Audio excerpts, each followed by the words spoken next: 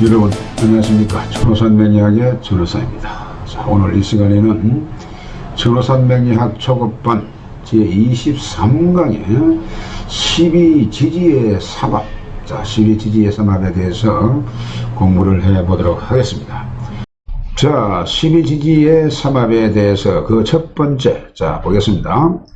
지지의 삼합은 12개 지지 중에서 3개의 지지가 음양의 구분 없이 합하여서 이것이 목국, 화국, 금국, 수국 이렇게 4개의 국을 이루게끔 되어가 있습니다. 그래서 여기에서 국이라고 하는 것은 그룹, 즉 많다는 뜻이고요.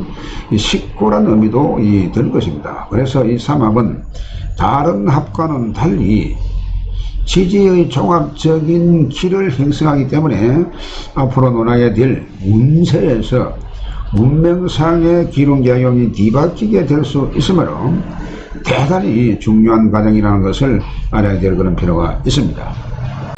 자, 12지지의 삼합이 구성되는 과정을 알아보도록 하겠습니다. 제일 첫 번째로 해묘미 삼합이 이루어집니다. 국은 목국으로 변하게 되죠.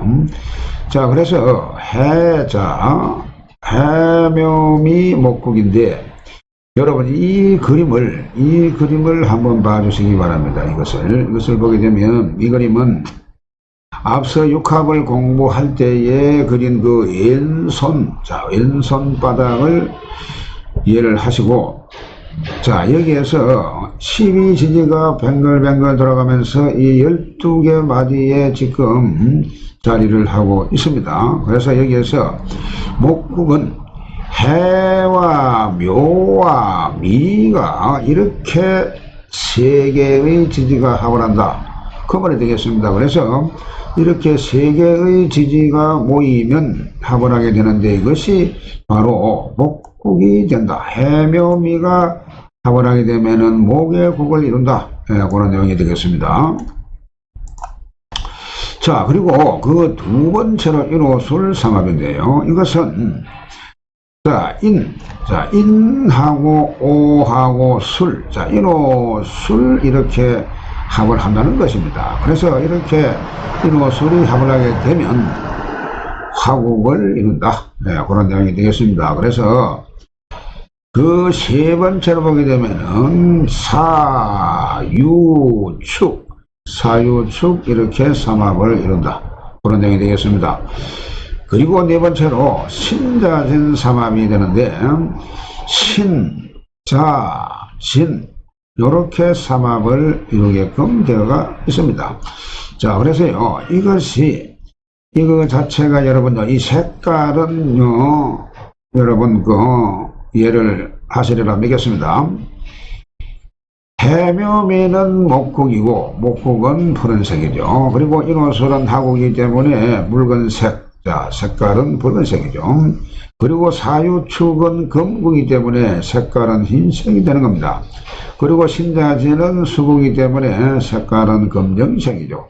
그래서 그 검정색을 비롯해서 전체적으로 삼합이 구성되는 그 색깔을 이렇게 화살 표시대로 이렇게 만들어 놓은 것입니다. 그래서 그 점을 예로 하면서 이렇게 보시게 되면은 쉽게 여러분이 이해를 할 수 있으리라, 그런 생각을 해봅니다. 자, 삼합국의 구성에 대해서 알아보도록 하겠습니다. 그 첫 번째로 해묘미 삼합은 목국이라고 했습니다. 그리고 반합 혹은 준합이라고 하는데요. 이것이 무슨 말인가니 사주마다 이렇게 전부가 해묘미가 있을 수가 없는 것입니다. 그래서 이렇게 해묘미로 구성이 되면서 사주가 구성이 되는 성립되는 사주도 있겠습니다만은 이것이 어떤 경우에는 해가 있고 묘가 있고 또 묘도 있고 미도 있고 해도 있고 미도 있고 이런 식으로 2개씩 이런 식으로 사주에 있을 수가 있습니다. 그래서 이런 경우에 이것을 반합 혹은 준합이라고 한다, 그런 내용이 되겠습니다. 다 있으면은 이것은 삼합이 완전하게 성립이 되는 것이죠. 자, 그래서 그 두 번째로 보겠습니다. 두 번째는 인호술 삼합입니다. 삼합은 하국이라고 했죠. 역시 마찬가지로 이것도 역시 인호술이 다 있으면 완전한 합이 되겠습니다만, 인호가 있을 수가 있고 오술이 있을 수도 있습니다. 그리고 인술이 있을 수도 있죠. 그래서 이러한 경우에는 이것이 반합, 쉽게 가죠. 자, 다 있으면 그냥 완전한 삼합인데, 이렇게 두 개씩 짝을 지으면 이것을 반합 혹은 준합이라고 한다. 그러한 내용이 되겠습니다. 그 세 번째로 보죠. 사유축 삼합하면은 금국이 됩니다. 자, 금국. 그리고 역시 같은 방식으로 두 자씩 사주에 있게 되면은 이것을 반합이라고 한다. 예, 그런 내용이 되겠습니다. 반합 혹은 준합. 네 번째로 보겠습니다. 신자전이 삼합을 하게 되면은 수국이 된다고 했습니다. 그래서 반합에는 신자, 자진, 신진 이렇게 반합을 이룬다. 그런 내용이 되겠습니다. 그래서 이렇게 이루는 것도 이것 자체가 삼합의 구성을 한다고 보면 되는데, 그 힘이 반 정도 된다. 예, 그렇게 이해를 하시면 되겠습니다. 그 두 번째로요. 지지삼합은 그렇습니다. 합하여 다른 오행으로 변하는데, 그 기준은요, 중간자의 오행에 따르다는 것입니다. 중간자의 오행.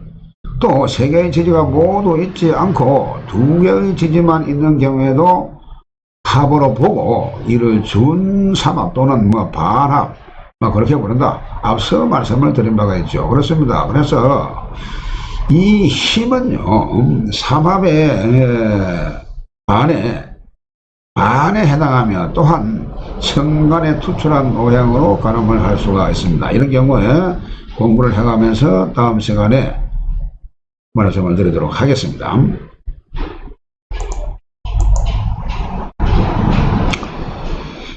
자, 세 번째로 삼합국에 대한 강약에 대해서 알아보도록 하겠습니다. 삼합국에 대한 강약, 그렇습니다. 그 첫 번째로 목국입니다. 목국, 해묘미죠. 해묘미로 다 있으면 이것은 3분의 3.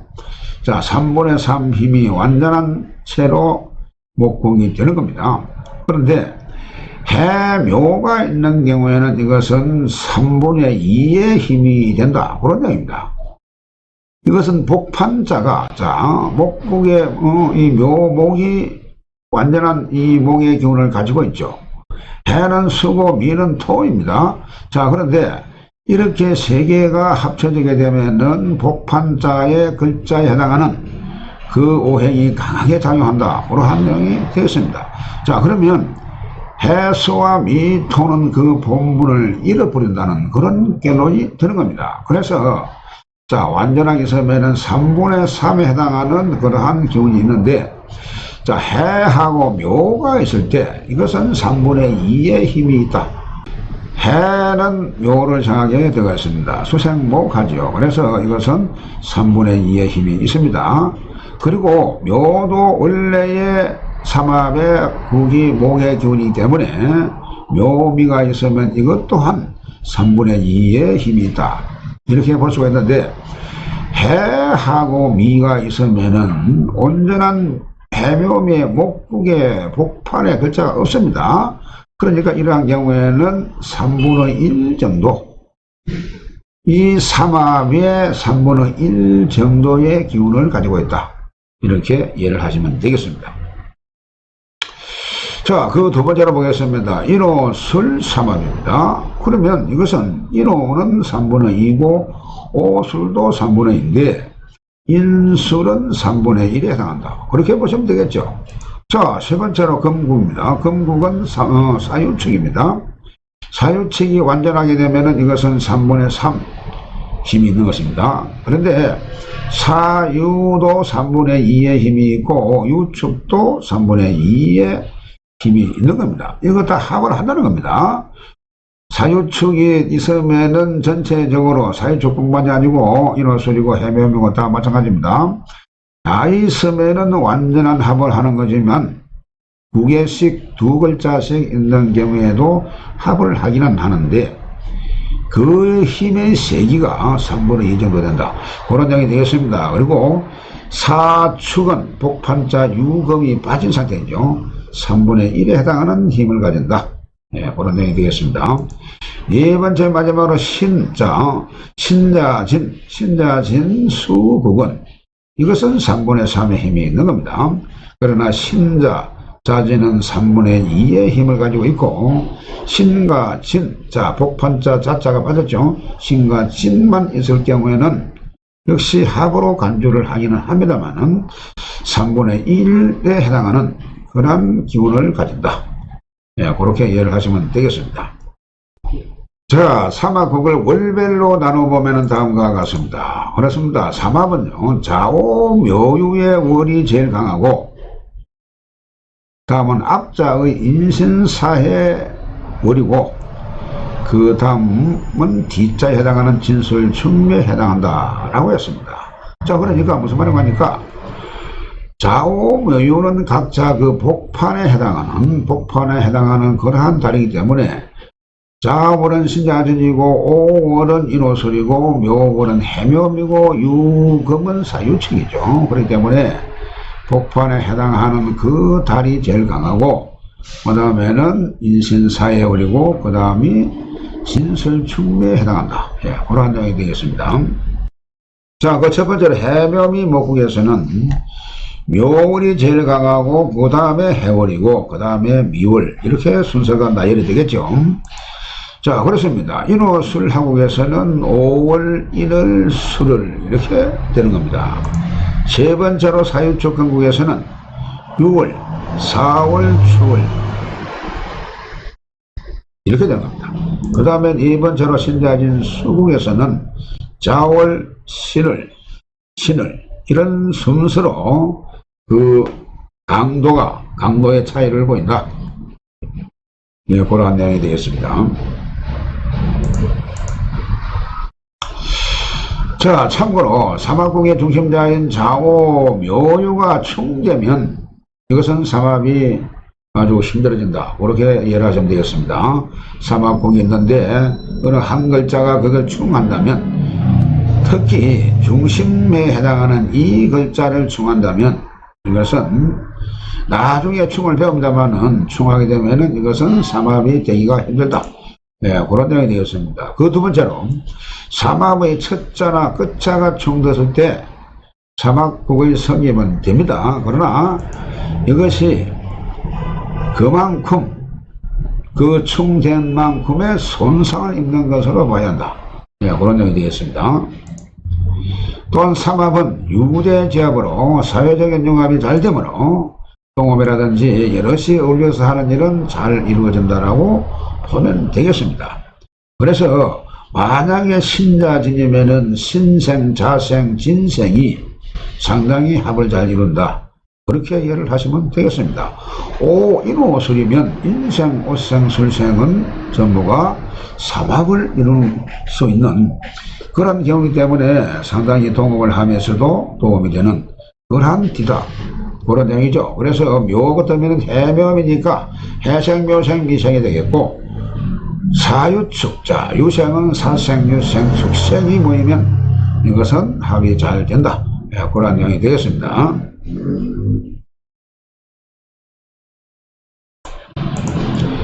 다음 시간에는 지지의 방합에 대해서 공부를 해보도록 하겠습니다. 대단히 수고 많으셨습니다. 다음 시간에 뵙겠습니다.